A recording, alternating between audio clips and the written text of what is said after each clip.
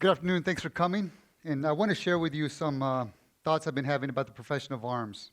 And I want to begin by positing that the military professional faces two sets of problems when he's deployed, he or she's deployed overseas. The first problem relates to what I call ordnance delivery, which is how to organize the joint and warfighting functions in order to bring lethal and non-lethal power to bear on the battlefield. But there's a second set of problems, which relates to contextual understanding, situational understanding. And that requires understanding how it is that military power is going to affect the social-political dynamics in the areas in which we're operating. And they're both difficult. If you're an expert in the former, ordnance delivery, you're what Samuel Huntington would call a manager of violence. And this is good. This is what we're comfortable with. But if you're comfortable with both the management of violence, ordnance delivery, and situational understanding, you're what I would call an expert in violence.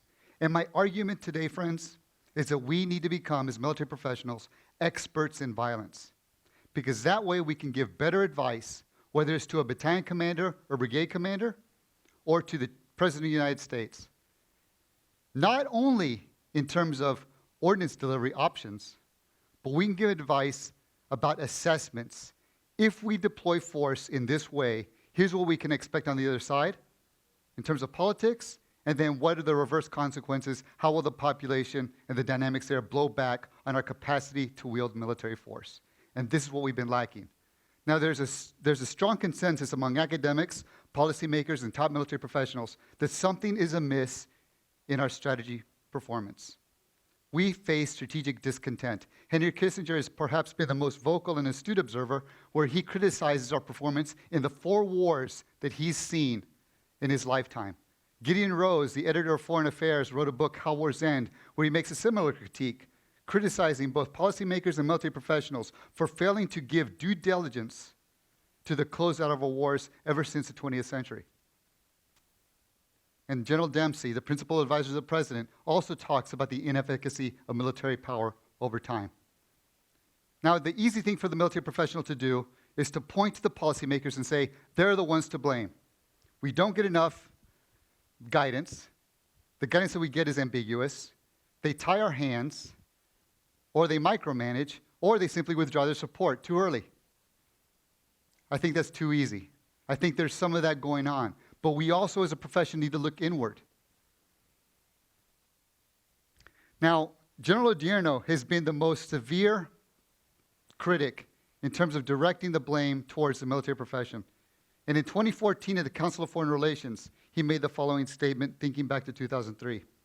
And he said, when we went into Iraq, we did everything we wanted to do. We toppled the regime. We took initial control of the population, but we had no idea or clue about the societal devastation that had gone on inside of Iraq, and especially how it would blow back on us. And then he finished by saying, we can't allow it to happen again. And friends, my worry is that we will allow it to happen again, and perhaps, we mentioned Libya earlier, we already have. Now, there are efforts to remedy the situation. And I think General McMaster, especially in his advocacy of the Army operating concept, has been very emphatic about reminding the profession that war is fundamentally political. It's the first continuity of war. And because of that, the trooper needs to understand the micro-conflicts, these are his words, the micro-conflicts in which the trooper finds himself or herself, including the social, political, economic, cultural, and psychological forces at play. The Army operating concept itself is also very forceful in reminding troopers that we cannot only be proficient in terms of conducting offensive and defensive operations, but we have to be proficient also with our unified action partners in translating the accomplishment of military objectives to the attainment of satisfactory political outcomes. But our efforts here have been principally rhetorical, and we have not done enough. What I'm going to point out today is that there's a science out there, a science that addresses the very complex factors that we need to get in tune with in order to become experts in violence and improve our strategic performance. There are political scientists working every day, Stathis Kalyvas, Kristin Bakke, Severine Autesserre, Fotini Christia, who are producing path-breaking, cutting-edge work on the very things that we're lacking in, and we don't consult them. I was at Fort Leavenworth for 2.5 years, and I was able to handpick students and expose them to this literature as they studied strategy formulation and military decision-making. And they incorporated this science into their work, and they loved it, and they saw the value professionally in it. And I often heard, "Sir, I wish I had read this."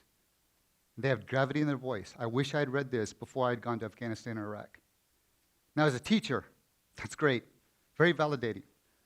I was able to create a course that was rigorous and relevant. But as a military professional, it was a severe indictment of our training and our educational regimen. Now, Mark Lynch at George Washington University wrote recently in the Washington Post that the political scientist has an ethical obligation, and that is to get the empirical data and the causal story straight, and to present it to the wider public, regardless of how the public receives it, speaking truth to power. I argue that the military professional has a corresponding obligation, which is to consult the gosh darn science. And until we do, this deficit that we have in socio-political understanding, in the ability to be experts in violence, will continue with strategic effect. Thank you very much.